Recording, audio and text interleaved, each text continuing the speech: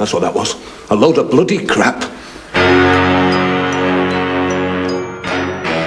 Over the past 40 years, actor Pete Postlethwaite has become an icon of British film, theatre and television. Just had a mark of class, an exceptional, truthful actor. You always believed whatever Pete was playing as soon as you looked into his eyes. New lass on board, is she? Aye, that's different. And she's very talented. Danny Orbendroyd, at your age. The camera looks into your eyes and sees your soul, and that's what made him such a great actor. This whole machine is driven by guilt. Is it? He was so natural and a great spirit. I mean, I think his energy, his spirit was very infectious. His face was just so strong, you couldn't really share the screen with that face. He was just an actor through and through. There are some actors that are just, it's in their kind of bones, you know, and Pete was like that. I'm sorry for your trouble. Oh, don't be sorry for us. You just be sorry for the people you killed. And I'd appreciate it if you'd leave us alone. His conviction is almost to the point of madness. He was an enigma in that way. That's why he was so wonderful to watch. Passionate actor, social activist and quiet family man, he made the rare journey from small northern town to the Hollywood Hills and back again without ever forgetting where he came from. Have a drink with him, Tommy. Please. I said no. So from his first steps on the stage to his rich body of work on film and television. I'm sorry, I don't see where it says this morning we threw 50 slaves overboard. Tonight, we pay tribute to one of Britain's best-loved actors.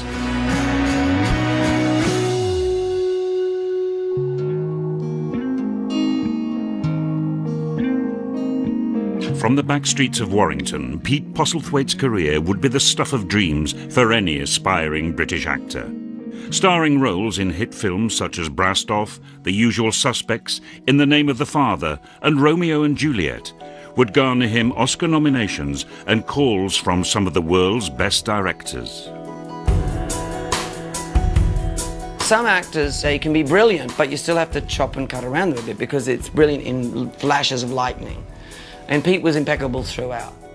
Be plain, good son, and homely in thy drift. Riddling confession finds but riddling shrift. Totally in control of his instrument, to use actor talk.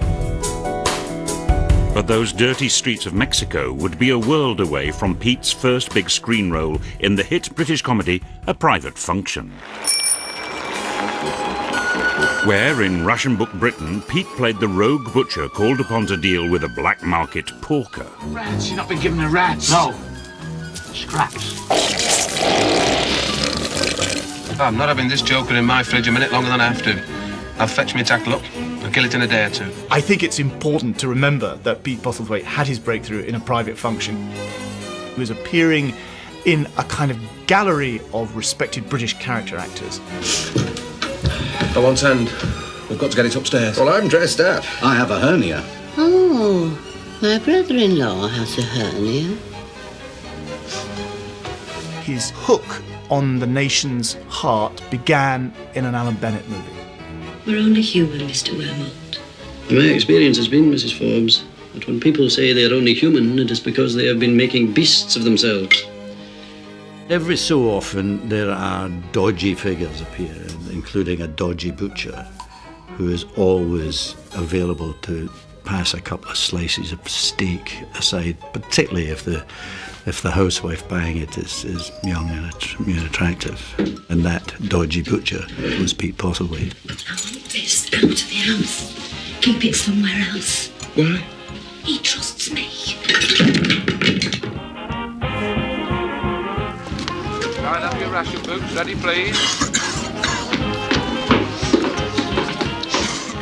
Maggie Smith, Michael Palin, Liz Smith, all these wonderful people were in it. Gilbert was telling me you'd like us to save our scraps for your pigs. Well, yes, if you've got anything to spare. Only don't give them anything you can eat yourself. Sorry, love. I'm run off my feet. Oh, no. The whole film was just such a lovely film to be part of. I only had a very small part, but it was a great, I think we all just loved it. In stark contrast, Pete's next major cinematic role would provide him with one of the most challenging characters of his career, as the violent, controlling father in Terence Davies' Distant Voices, Still Lives.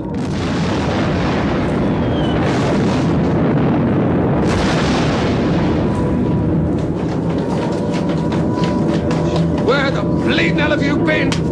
Distant Voices, Still Lives was very, very important to Pete Postlethwaite's career. It established him as a serious actor. It established him as somebody who has a kind of potency as a screen presence.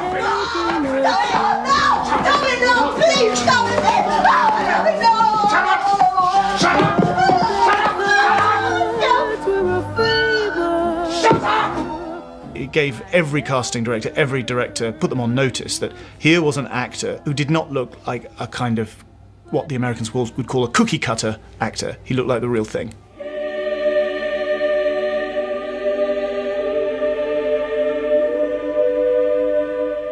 Whenever you take on any role as an actor, you have to find some kind of sympathy for them, even if they're doing things that are completely abhorrent to your nature.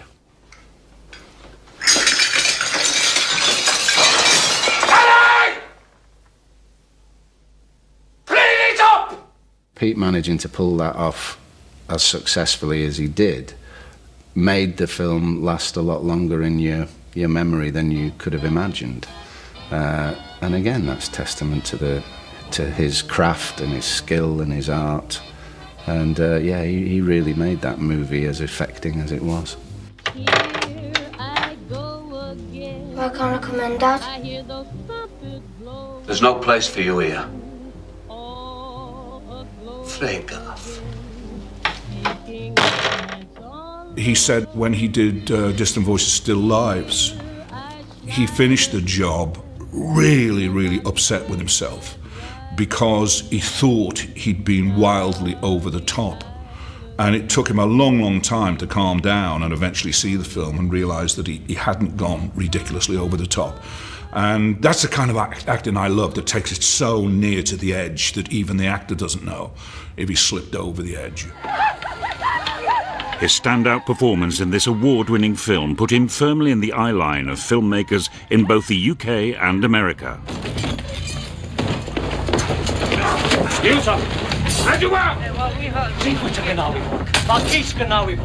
Stand off. Take him. It's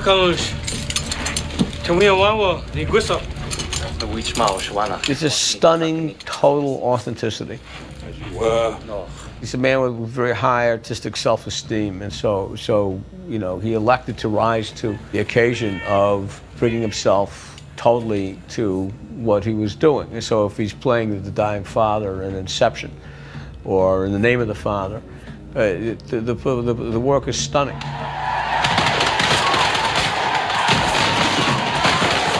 And it was this determination that would drive Pete to give one of his most compelling performances. Daddy, the IRA has our Jerry. Playing the role of Giuseppe Conlon, the father of one of the falsely accused Guildford 4 bombers in the true-life drama In the Name of the Father.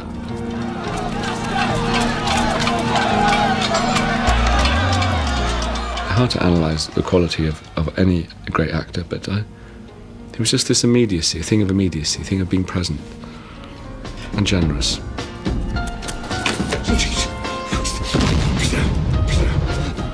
They're only young.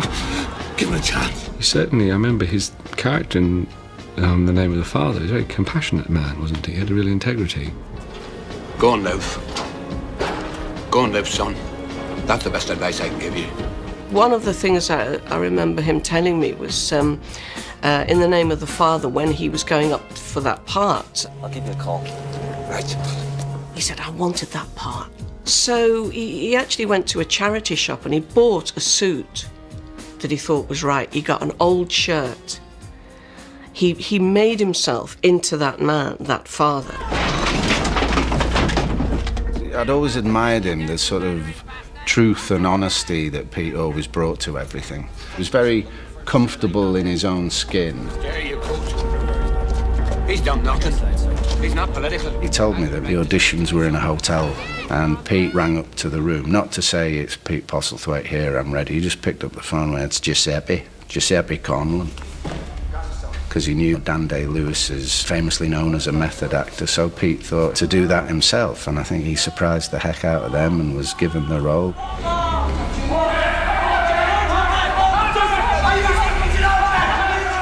So he was a very clever man, our Pete. Gerard Patrick Conlon, I sentence you to life imprisonment, and I instruct that you shall serve a minimum of 30 years. Take him down. I have to say, he was remarkable. The mannerisms and all the little idiosyncrasies that my father had. Giuseppe Conlon, 12 years. No, my husband's innocent. There was times when it was so uncanny that when Pete would turn to the camera, it was almost like a transformation was taking place. That it wasn't Pete Postlethwaite, it was Giuseppe Conlon. Hail Mary, full of grace, the Lord's with thee. Blessed art thou amongst women, and blessed is the fruit of thy womb, Jesus. Holy Mary, Mother of God, pray for us sinners now, and at the hour of our death. Amen. I remember at the after party for the premiere. Hail Mary, full of grace. My mother just came over and hugged him, put her arms around him and hugged him, and said if my husband was here, he'd be shaking your hand. You captured him and we're so honoured that you played him. Pete Postlethwaite and his portrayal of my father and the way it's been widely accepted as a humanist will be with me forever. Oh, scum. My name's Giuseppe Conlon, I'm an innocent man, and so's my son. Shouldn't even be in here. Get that scum off my floor. The very first words my father uttered after being sentenced was, "I'm an innocent man." When Pete uttered those words, I mean, I started crying because that's exactly how it was. But, you know, for Pete to do that in such a way, you know, it's been sort of cathartic for me. It helped me move on a little bit from what happened. Pete's devotion to the role did not go unnoticed, and a nomination for Best Supporting Actor at the 1994 Academy Awards put him firmly on the map as one of the most sought-after British film actors. How does it feel to be nominated for an Oscar? Fantastic. Aren't you a bit nervous? Terrified. And it's really nice, I suppose, in a way, because the Academy, we're being judged by our peers. We're being judged by our fellow members of our profession, and that's very nice. Once you get a nomination, that's it. Your life changes because people then, you know, take notice, quite rightly, and then you move into that world, and he certainly moved into that world. And the Oscar nod, together with his talent, swung the door wide open to Hollywood, from blockbusters to cult thrillers. The roles he was given in the cinema were roles which grabbed the imagination and grabbed the emotions. He did this extraordinary turn in Bryan Singer's The Usual Suspects, which gave him a kind of automatic cult status as a kind of unreadable tough guy.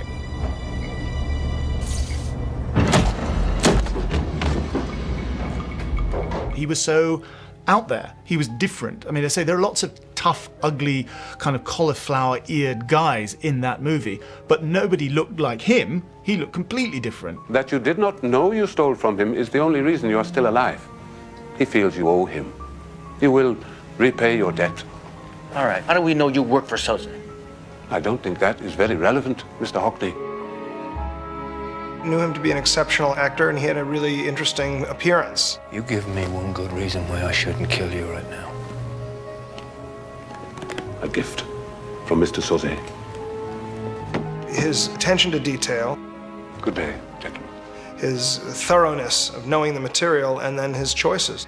And what I ended up with was a character with a Japanese last name, a Pakistani accent, played by an Englishman. I'm so sorry, Mr. McManus. I implore you, Mr. Keaton, believe me.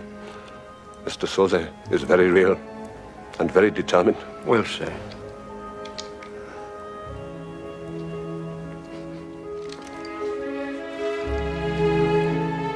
That kind of textual dexterity is quite rare, and he welcomed the lines on his face, the sadness in those amazing eyes. I pray thee, chide me not.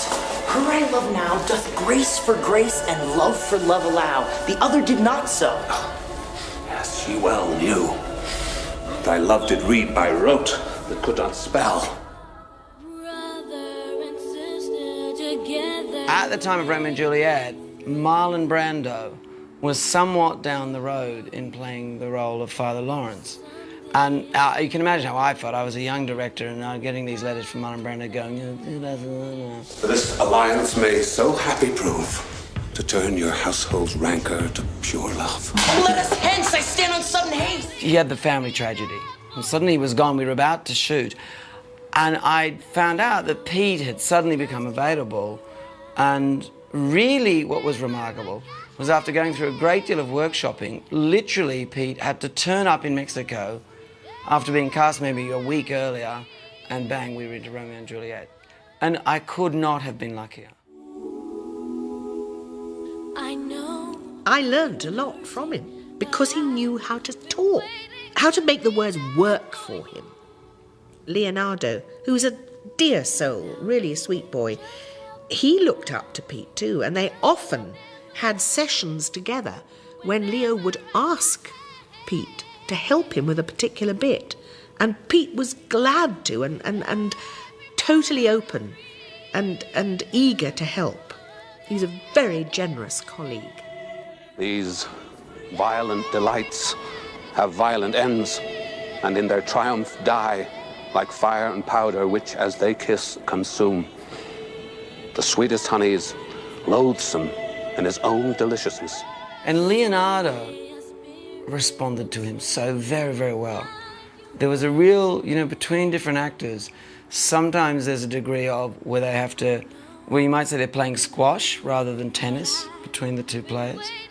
And with Pete, it was an absolute game of tennis. Leonardo put something out, he'd bounce it back. He's a great example of dealing with Shakespeare on film.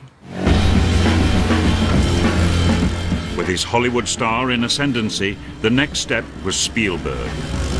I want it up and running in 30 minutes. That's half an hour. Understood? Over. Cancel that order. What? Why?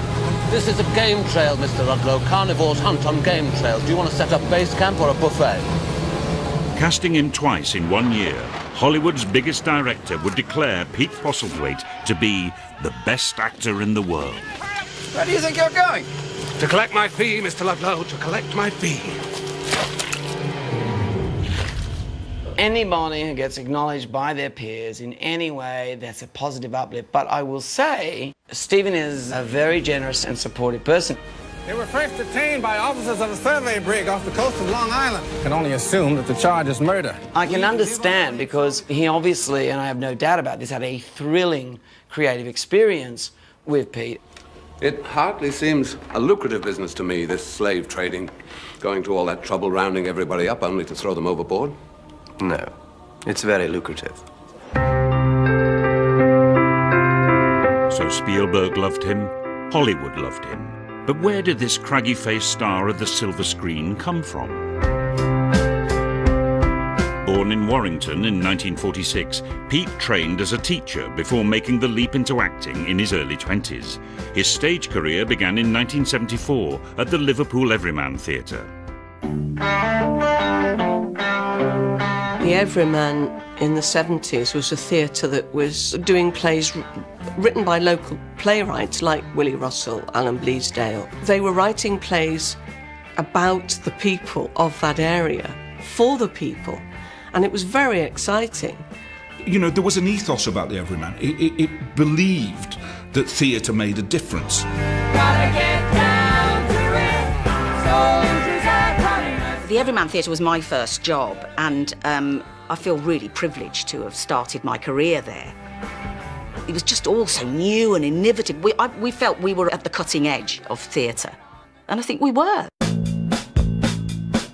There was a remarkable man called Alan Dosser who took over the Liverpool Everyman at the start of the 1970s. And Dosser, who had been a great actor himself, had a great eye for talent. And, you know, you can see the roster of people that he selected and got into that company. They included Bill Nye, Alison Steadman, Jonathan Pryce, Trevor Reeve, Bernard Hill, Anthony Sher, and one Peter, as he then was, Postlethwaite. Peter Postlethwaite for 10 years until he became Pete. We knew that a new actor was arriving, and in comes Peter, wearing a sort of window cleaner's jacket, which it was, and a pair of flared jeans, pink from the knee downwards, and were like a couple of skirts. It looked like he'd been wading in blancmange when he walked in.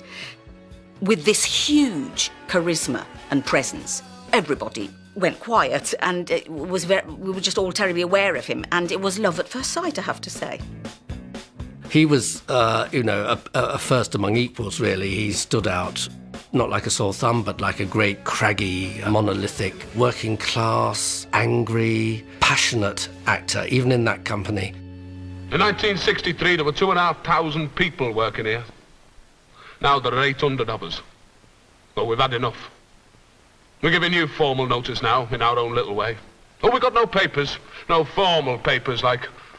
But as from today, you're redundant. Early in 75, he did a production of Brecht's Coriolanus. And I think that's when everyone, just really noticed that, as well as being part of this group of actors that were masters of the colloquial and the vernacular, and relating to the city in which the theatre existed, here was an actor who could give a towering, commanding performance of a version of a Shakespeare. And one night, he was making a speech to the Romans, and there were a couple of girls talking. And Peter leapt from the stage up onto the surround of the circle and towered over these women. I tell you, he terrified them. They screamed, first of all, because they didn't... Was it part... The whole audience went... because the leap itself was extraordinary. Let alone what came after. And then he directed the speech at these two girls, and they were in their seats. Like, it was just the most extraordinary thing. But the whole of the performance was of that ilk. You never knew which way it would go. Pete's work with the Everyman led to early television roles, playing small parts in series such as Ronnie Barker's Going Straight, Fletcher, innit? Crown Court, and Coronation Street. Is there Mr. Fred G about? Well, there is and there isn't. What does that mean? But it was an Alan Bleasdale play for today which gave Pete a TV role that he could get his teeth into. Everyone in this business starts off on the rob. Every big firm in this country started out by some grabbing bastard hustling and lying and thieving, because that's the only way to get up there. Pete played the lead as the struggling owner of a building site drawn into Liverpool's criminal underworld. Are you all right? Oh, never better.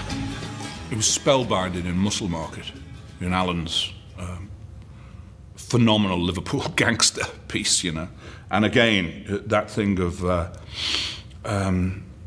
never quite knowing how far he'll go with something. 43 grand, Susan. Where is it? My character, I think she had an affair with Pete's character. And then she double-crossed him. I trusted you with everything I had. Why? What you mean is you bought me as if I was something out of a shop. And this whole sequence, when I read it, I went, oh, my God. It said he grabs hold of her, head-butts her, breaks her nose, blood pouring down. She collapses on the floor. He then kicks her up the backside. And there was a glass window. He then has to pick up a phone. In those days, it was a great big old phone. Throws the phone through the window. Pete was so real and terrifying. But at the same time, you felt totally secure, but really terrified at the same time. Although in growing demand for television roles, Pete's real passion was for the stage. I think if you've got stage muscles, that Peter had. You can't exercise those on film. You know, it's a different kind of acting. And Peter was blessed with the ability to be brilliant both on stage and on film. I think he knew that for any actor, the relationship that you have with a live audience is totally unique. And Pete thrived off that as well. And, you know, he didn't get spoiled by the heights that he reached. He'd still come back and do the things that he wanted to do. After leaving the Everyman, Pete joined the Royal Shakespeare Company and again found himself amongst the cream of Britain's acting talent. During that period, he crops up as supporting actors to Michael Gambon in King Lear, to Anthony Sher, his old mucker at Liverpool, as Richard III. He plays Hastings, quite a minor but important role. And a certain young actor called Kenneth Branagh gave his Henry V, and Postlethwaite played Exeter, again, quite a minor role. But you always felt, you know, that his name on the team sheet guaranteed to do something, some quality in the production. I first met Pete at the Royal Shakespeare Company about 25 years ago. I learnt a lot from him just watching him take risks and pushing it, you know, and really thinking, is he going to get away with this? You know, and he did. Pete's view of the part was simple. He had a vision of how he was going to play it, and the director was there to help him achieve it. And if the director didn't help him achieve that, then the director was no good. But Pete was very pertinent about that and very vocal about that. So I suspect what happened in the theatre was that Pete's intellectual curiosity sometimes stopped him getting bigger roles. It wasn't until much later in life that Pete established himself as one of Shakespeare's leading men. At the age of 61, he bewitched audiences with his portrayal of Prospero in The Tempest at Manchester's Royal Exchange Theatre. Pete came to a point in his career where he'd had was having a very wonderful and varied film career, but he very consciously said to me that he wanted to return to the theatre and to do major work as he saw it. I think he had stories he wanted to tell. I think he had great roles he wanted to play, and he was very, very conscious of that. And Pete's stage career came full circle in 2008 with a return to the Everyman Theatre to play King Lear as part of Liverpool's European Capital of Culture celebrations. It was very Liverpool that instead of a great pizzazzy RSC type, you know, classical big deal, the dear old scruffy Everyman, which is the heart and soul of Liverpool theatre as far as I'm concerned, would have Pete Postlethwaite returning in the greatest role ever written for the dramatic stage. Thy truth then be thy dower, for by the sacred radiance of the sun, the mysteries of Hecate and the night, by all the operation of the orbs from whom we do exist and cease to be. He was a wonderful King Lear. It's a very funny performance as well as being very touching. It was like a vindication of all the great leading roles he'd not been given. I'm so glad that he was able, I think, to fulfil his potential as a stage actor and to give these unforgettable performances in some of the great late major roles, which are about people reaching the end of their lives in a certain kind of way. And I think he was able to inhabit those roles, and I think everybody who came to see him was touched by his performances. Pete's stage and cinema work often overshadowed a remarkably varied TV career. I sense I must seem a sorry simpleton. You can say that again.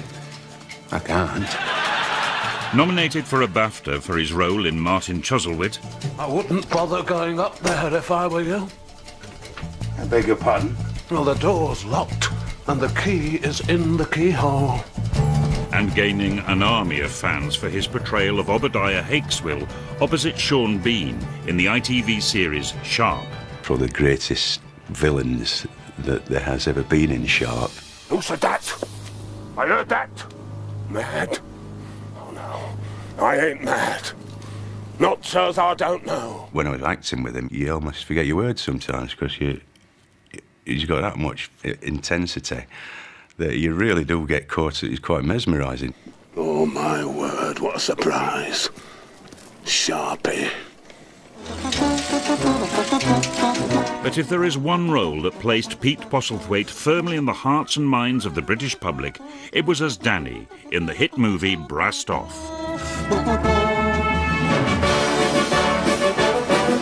Based on real events, Brassed Off follows the fortunes of a colliery band in a Yorkshire mining town facing the closure of its pit. Their pit was being closed, yet the band were getting very close to getting to the finals of the National Brass Band competition. Pete was playing the band leader, Danny Ormondroyd, and music to him represented not only his community, but everything about anyone who'd ever worked at that mine and lived in the place. And to him, it was just the music that mattered, to the point where he was blinkered to the other miners' sufferings and problems. Crap. That's what that was. A load of bloody crap. What I love about his performance in that is it was so subtle. He really did completely give a masterclass in less is more acting, particularly when he was conducting the band. Just all the director had to do was just keep the camera trained on his face as he was just savouring the music. It's a wonderful example of less is more acting. Pete never ever looked as if he was not conducting that band.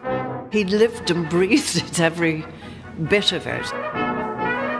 The miners' strike and the whole subject matter of Brassed Off mattered to Pete very deeply. I think it offended his sensibilities of these closures and destroying people's lives. So it really meant an awful lot to Pete. And meeting the Grimethorpe Colliery Band, who sort of played themselves in the movie as the rest of the band, and with Pete playing their band leader, he was determined not to let them down. One of the greatest moments I'll ever remember is this speech after they've won the competition at the Albert Hall at the end of the film and turning the cup down. And they lined it up so that the extras who were sitting in the audience had not heard him do that speech until the camera was on them. This band behind me will tell you that that trophy means more to me than out else in the whole world. But they'd be wrong. Truth is, I thought it mattered. I thought that music mattered, but not compared to how people matter. Suddenly they're all transfixed by this man, this wreck. And it was one of the most incredible things I've ever seen. There wasn't a dry eye in the building, and that sounds a bit of a cliche, but he nailed it, and that's the take that they showed in the film. A fortnight ago, this band's pit were closed. Another 1,000 men lost their jobs, and that's not all they lost. Most of them lost the will to win a while ago. A few of them even lost the will to fight. But when it comes to losing the will to live, to breathe, point is, if this lot was seals or whales, you'd all be up in bloody arms, but they're not, are they? No, they're not. They're just ordinary, common and garden, honest, decent human beings, and not one of them with an ounce of bloody hope left. I remember Sue Johnson and Mary Healy and Melanie Hill sitting in the auditorium. They were all in floods because it was heartfelt but true. Because over the last 10 years, this bloody government has systematically destroyed an entire industry. Our industry. And not just our industry. Our communities, our homes, our lives.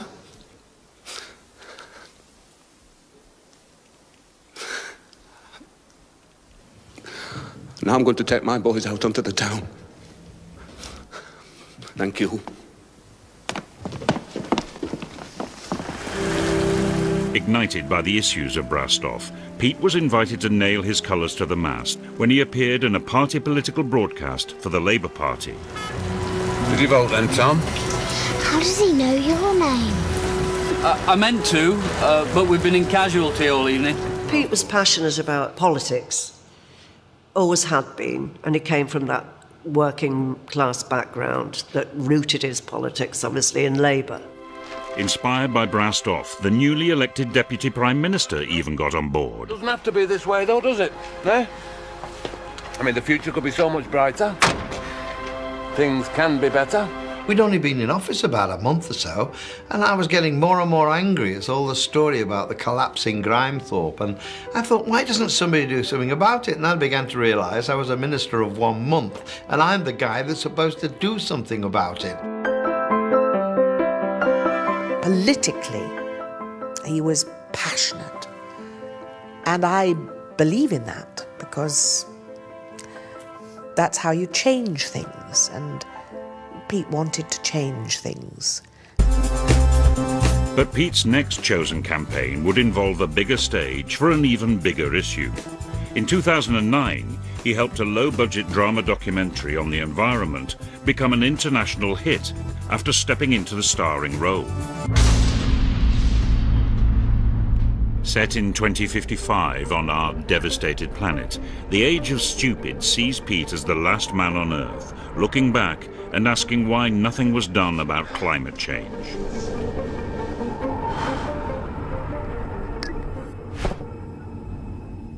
We could have saved ourselves, but we didn't.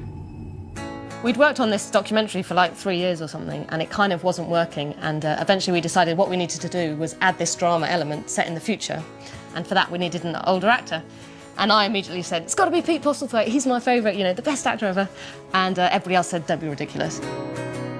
I thought, I'll just Google him, just in case, and literally Googled Pete Postlethwaite climate change. And the very first article that came up was his local paper going on about how he was trying to get permission for a wind turbine at his house. And I just thought, he might say yes. The question I've been asking is, why didn't we save ourselves when we had the chance? He signed up for a one-day shoot. And in about, 6 hours, he completely transformed our film from a low-budget, trying hard, kind of worthy documentary into, one of the most talked about films of the year, released internationally, in cinemas across the world. I just find it surprising that after so much effort, the final act of our existence should be suicide. You're left with this vision of his picture, his face on your mind, warning you what's going to happen. It's again powerful there. I sent it to Al Gore, and Al Gore did a message to support the film. Once we heard that Ed Miliband, who was at that point the climate change minister, had invited himself along to our premiere, we thought, this is too good an opportunity to miss. Ed, we've made you a special pledge. Oh, that's nice. And Pete came up with the idea that he should threaten to give back his OBE if Ed commissioned this new coal power station. If you commission a new dirty coal power station at King's North, then you are clearly unfit to represent the people of Britain at the Copenhagen Climate Summit. And therefore, I promise to very sadly return to Her Majesty the Queen the OBE that I was given in 2002, because I don't believe that I can be a real officer of the British Empire if that is what's going to happen. I think it was an incredible, powerful statement by him, because his OBE obviously meant an enormous amount to him. Unfortunately, I would never be able to vote for the Labour Party again. And I want you to tell that to the party. He was very provocative, meeting people with their smug little views on things. If anybody had smug little views, don't be around Peter. He would be in there challenging and undermining and provoking. And then, some may say it's a coincidence, but within a month, Ed Miliband had rewritten the UK coal policy. So why did I build this archive? It's a cautionary tale. Not for us. Too late for us. But for whoever, whatever, eventually finds this recording. A lot of people have said, it's really lucky that, an actor like Pete, with his ability and his stature, happens to be interested in climate change. And it's just complete rubbish, He's the best actor of his generation because of his integrity as a human being, It shines through every single performance. And because of his integrity as a human being, he's interested in and willing to put himself on the line for, the most important issue of our generation. And away you go.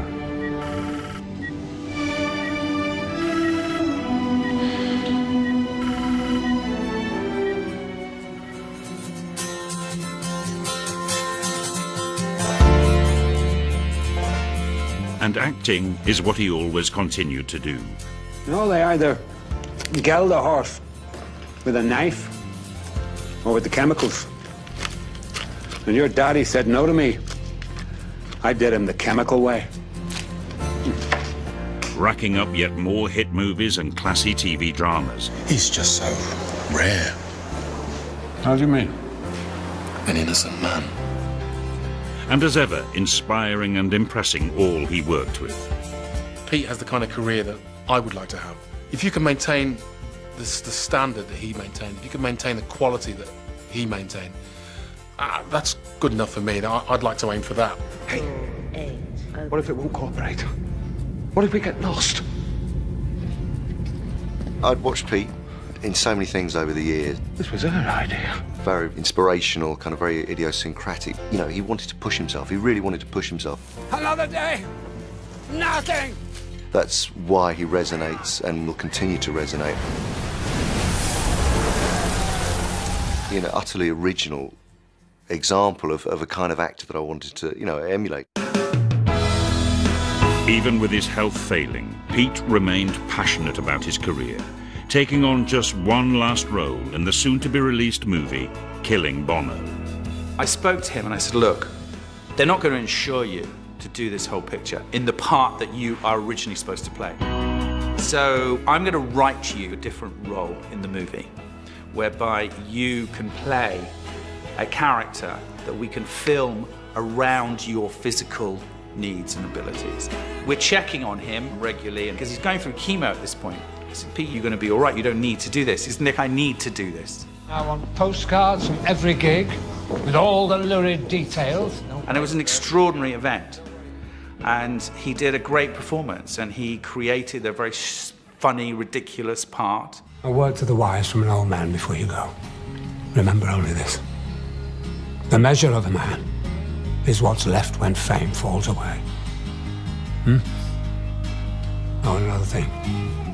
Get as much sex as you can. About 3 months later, he came down to do voice work on the film.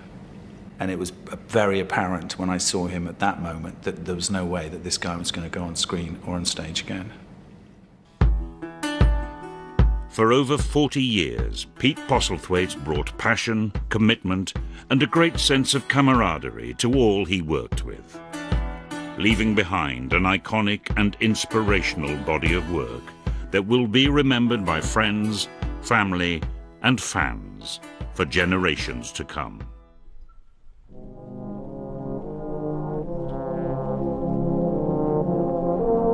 I don't know what my favourite memories. I've got a couple really, but Liverpool University honoured Pete Postlethwaite and myself. Got these honorary degrees and it was fantastic. Imagine he was standing there and his face, he just beamed at me and he just said, "Hi, Ellie, this is a day, isn't it?" You know, and it was just that thing of, it was such a day for us.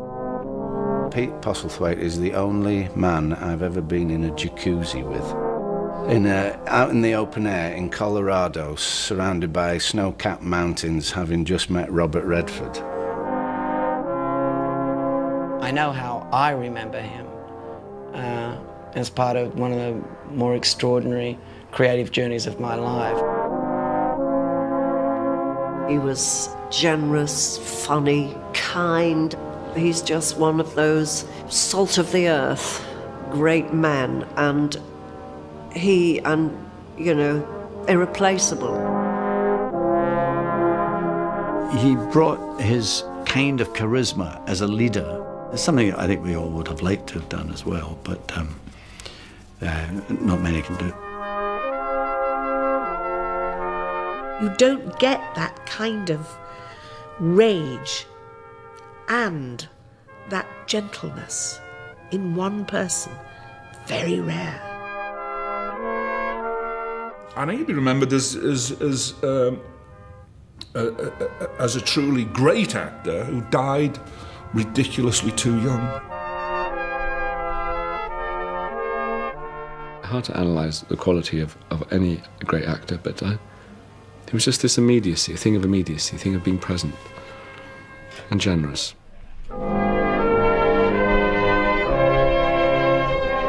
I remember him in those pink bell-bottoms. That's how I remember him. I think Pete would have liked to have been remembered, as he will be remembered, as a wonderful, believable actor who was every man. So many things, so many things. But Pete was such a strong character, such a strong force, that he'll be remembered for a long, long time.